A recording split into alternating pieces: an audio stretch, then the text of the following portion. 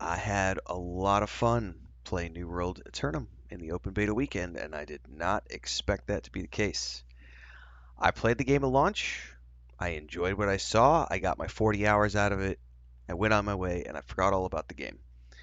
Um, it was never an MMORPG to me. It was a single player game that had some community stuff that I could do with friends if I wanted to.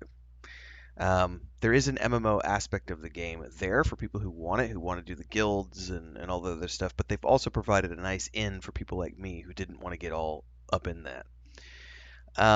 However, there were still things in the base game that required a group to get through, and that's one of the big changes with New World Aeternum is they have sort of taken their launch version of the game and refined it down and said we want to make this more accessible to more people.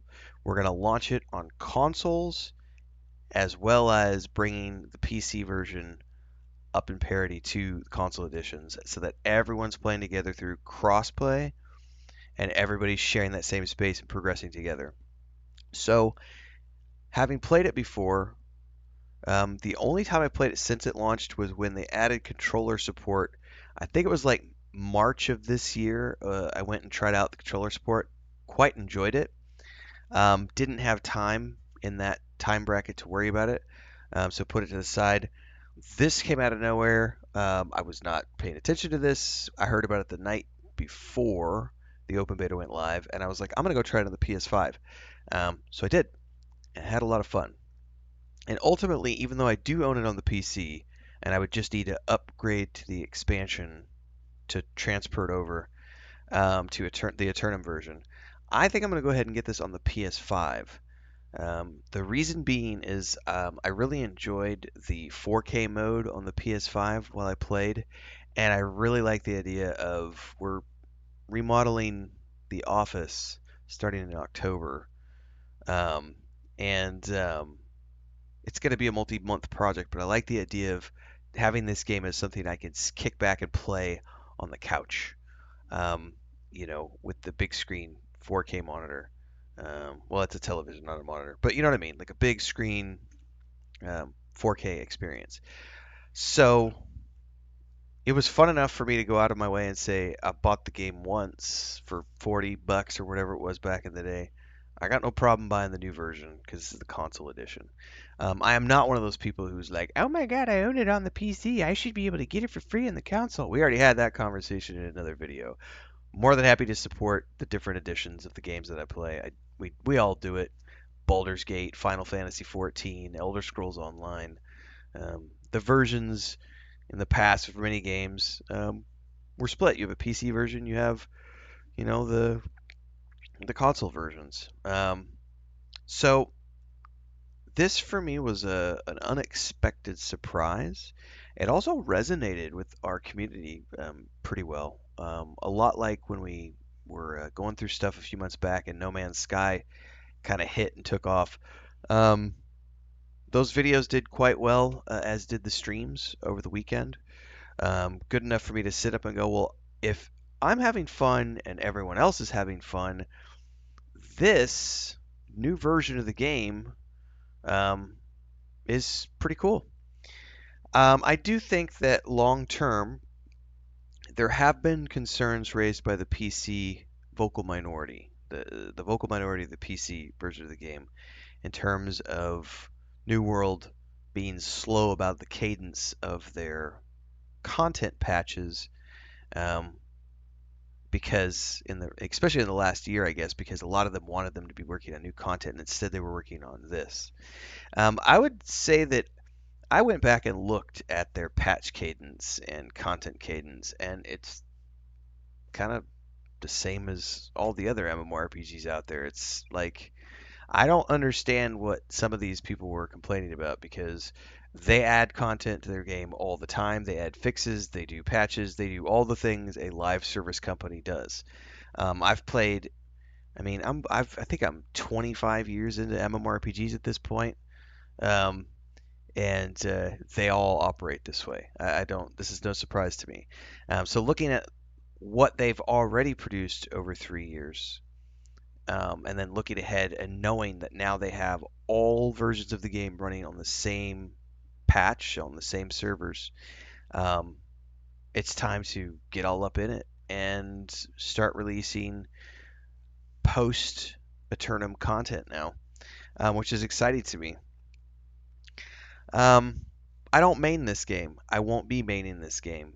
It's one of those things where for me, I will come in and play this in October. The idea right now is that I'm doing Diablo 4's DLC on the 8th up until the launch of this. Then, when this goes live, I'm playing this up until the launch of Call of Duty 6 Black Ops, um, the campaign. Because that'll be like, what, 6 to 10 hours to do that campaign.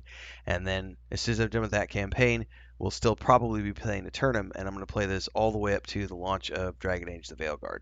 So that gives me essentially um, 2 weeks to play through everything that I want to see in Eternum. I should be able to get to, from what everyone has told me so far, from what they've seen from stuff already in the game and what they've played through, I would be looking at roughly 50 hours to get through the main storyline of New World Eternum.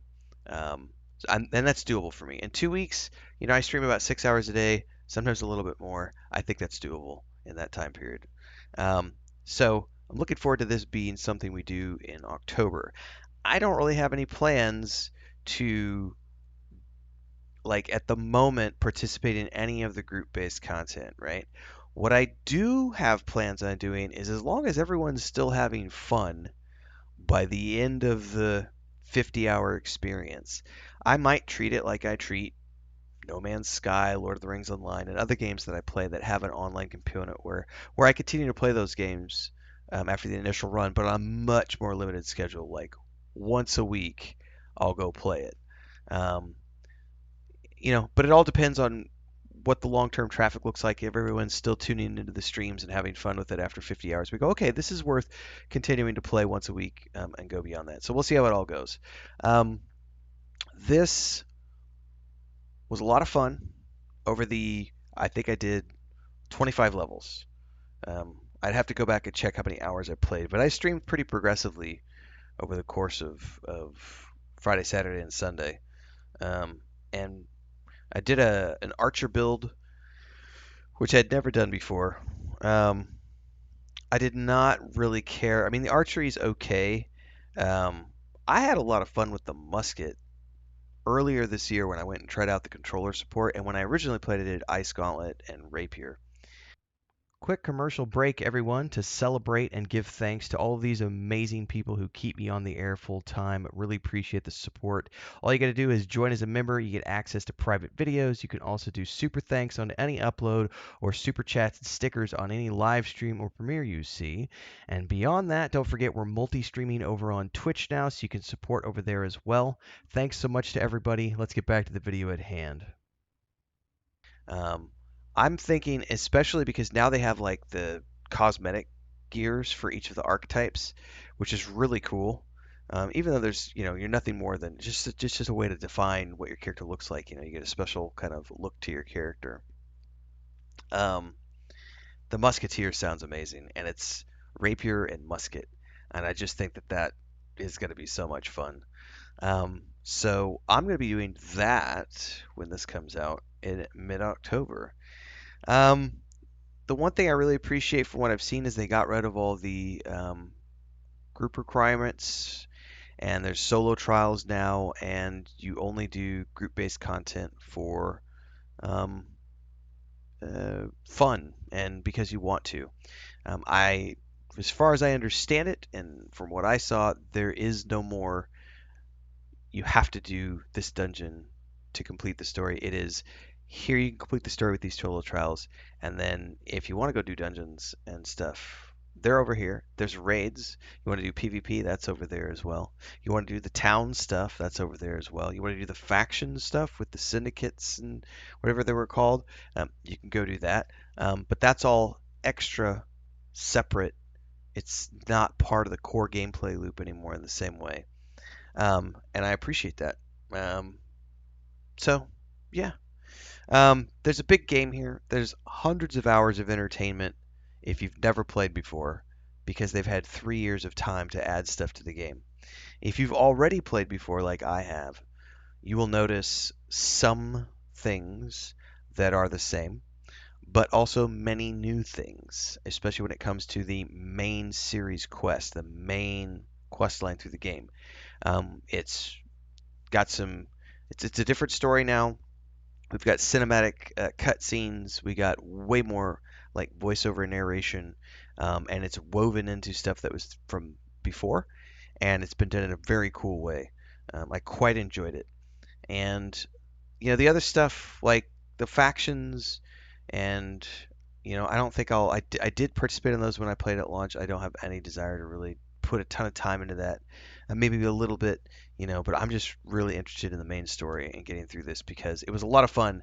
And to have about 50 hours of gameplay to get through this, um, that's pretty impressive. So it's going to be fun.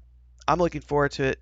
Hopefully, you're going to be along for the ride. If you are, like, subscribe, hit the bell icon so you never miss an update. Daily streams here and on Twitch.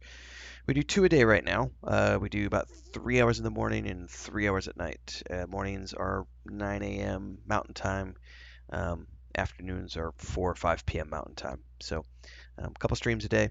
In between, we do videos and lots of other stuff. There's social media all around it. There's a Patreon and a Discord. So hopefully we'll see you there as well. Until next time, everybody, stay safe. Happy gaming. Have fun out there.